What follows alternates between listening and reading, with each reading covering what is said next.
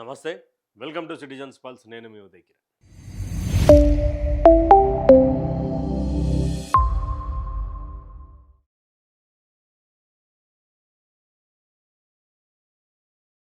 Dawood versus Dhurandhar. D gang versus Dhurandhar. సంచలనం రేపుతున్నటువంటి సందర్భం. దురందర్ సినిమాలో రీసెంట్గా వచ్చి ఆదిత్య ధర్ తీసినటువంటి సినిమా ఎంత ప్రభంజనం సృష్టించిందో ఒకసారి అందరికీ తెలుసు. దురందర్ 1, దురందర్ 2 దీనిపై కూడా పెద్ద ఎత్తున విమర్శలు వచ్చినాయి. ఇదంతా ప్రాపగండా సినిమా, ఇదంతా బీజేపీ సినిమా, బీజేపీ యాక్టివిజం కోసం, బీజేపీ పాజిటివిటీ కోసం చేసుకున్నటువంటి సినిమా అంటూ కూడా పెద్ద ఎత్తున వార్తలు వచ్చినాయి. అదందరికీ తెలిసిందే. అయితే ఇక్కడ దావూద్ ఇబ్రహీం ఎందుకు వచ్చిండు మధ్యలో అనేది పాయింట్. దురందర్ సినిమాలో దావూద్ ఇబ్రహీంని ఒక పేషెంట్లా చేతికి ఒక సెలైన్ బాటిల్ పెట్టి, తర్వాత ఎప్పుడు ఎక్కువసేపు మాట్లాడితే ఆక్సిజన్ సంబంధించి, తర్వాత ఇండియాలో ఏమేం జరగాలి, నరేంద్ర మోడీ వచ్చిన తర్వాత ఎలా ఉంటుంది, నరేంద్ర మోడీ రాకముందు ఎలా ఉన్నది, ఎంత పవర్ఫుల్గా దావూద్ ఇబ్రహీం ఉన్నదనేది పెద్ద ఆ కాన్సెప్ట్. దాని మీద డి గ్యాంగ్ మరోసారి దావూద్ ఇబ్రహీం బతికే ఉన్నాడు, దావూద్ ఇబ్రహీం ఇంకా యాక్టివ్గా ఉన్నాడు, ఇంకా దావూద్ ఇబ్రహీంకి సంబంధించినటువంటి వాళ్ళు ఎవరు మిగిలిపోలేదు అన్నదానికి సాక్ష్యం మేమున్నాం అని చెప్పడానికే ఇండియాలో భారీ ప్లాన్ చేస్తున్నట్టు కొంత సమాచారం.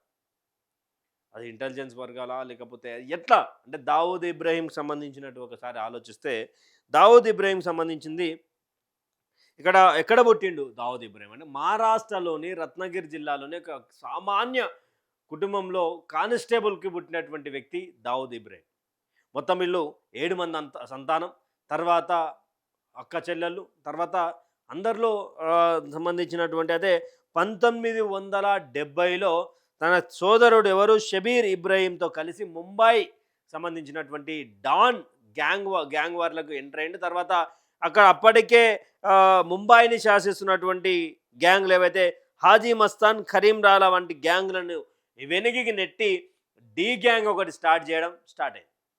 ఇక అప్పటి నుండి ఒక బిజినెస్ మ్యాన్ సినిమా చూసినట్టే ముంబైని తన గుప్పిట్లోకి తెచ్చుకున్నటువంటి వ్యక్తి. అంటే ముంబై వరకే ఆగిపోలేదు, భారత్ మీద శాసించేంత వరకు తెచ్చుకోవాలనే నెపంతో పాకిస్తాన్తో చేతులు కలిపి ఇక్కడ భారత్లో ఎంతో 1993 బాంబ్ బ్లాస్ట్లో భారత్లో జరిగిన ముంబై పేలుల విషయంలో అక్కడ దాదాపు మార్చి 12 జరిగినటువంటి బాంబుల విషయంలో 257 పైన ప్రాణాలు పోగా 700 మంది గాయపడ్డారు. దాంట్లో ప్రధాన సూత్రధారి దావూద్ ఇబ్రహీం. గ్లోబల్ వరల్డ్ టెర్రరిస్టుగా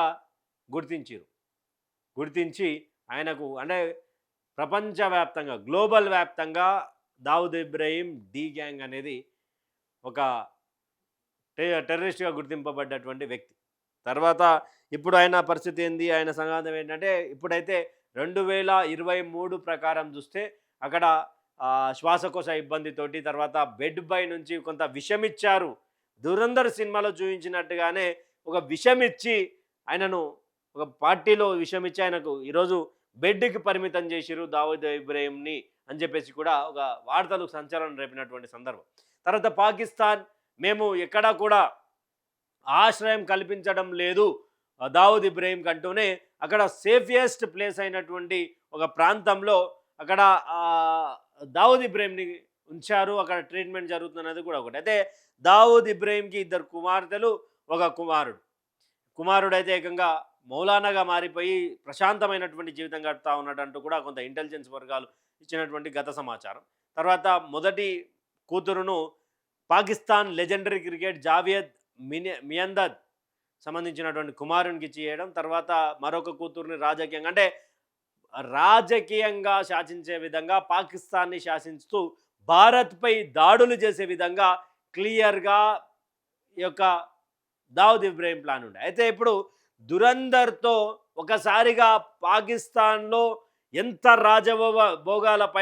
రాజభోగాలతో దావూద్ ఇబ్రహీం ఉండనేది దురందర్ సినిమాలో చూపించారు. అయితే దానిపై కొంత డీ గ్యాంగ్ అనేది మేమున్నాం అంటే ఈయన తమ్ముడు అన్సారీ చూసుకుంటాడు ఇప్పుడు ప్రస్తుతం ఉన్నటువంటి డీ గ్యాంగ్ని.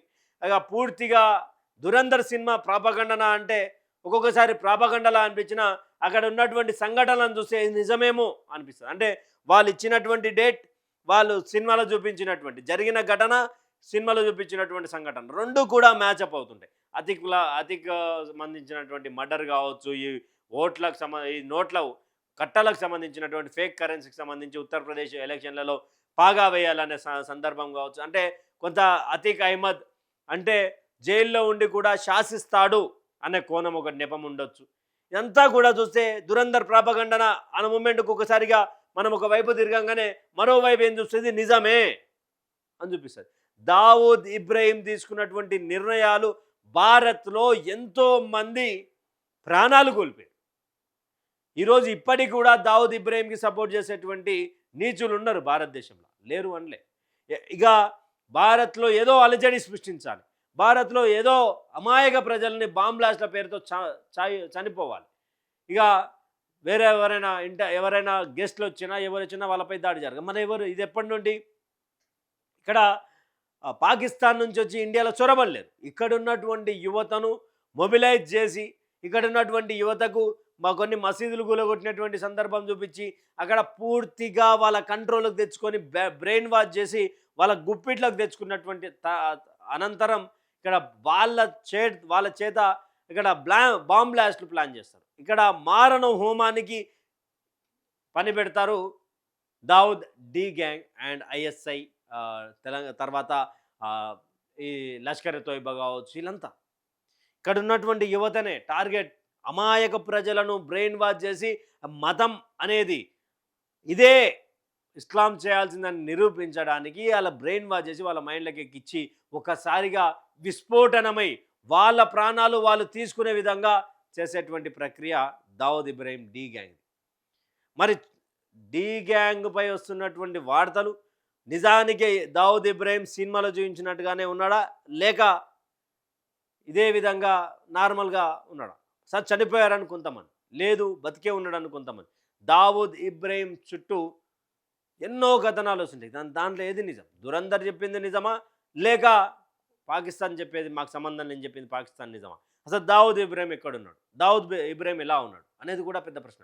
మీకు కనుక దురంధర్ సినిమాలో వచ్చినటువంటి ఏదైతే దావూద్ ఇబ్రహీం క్యారెక్టర్ ఉందో అది అలాగే నిజంగా ఉన్నాడని మీకు అనిపిస్తే మీ అభిప్రాయాన్ని కామెంట్ సెక్షన్లో కామెంట్ చేయండి. దురంధర్ వర్సెస్ డీ గ్యాంగ్లో ఏది నిజం అనేది కూడా మీ కామెంట్ సెక్షన్లో కామెంట్ చేయండి. Thank you for watching. Stay tuned with citizens pulse.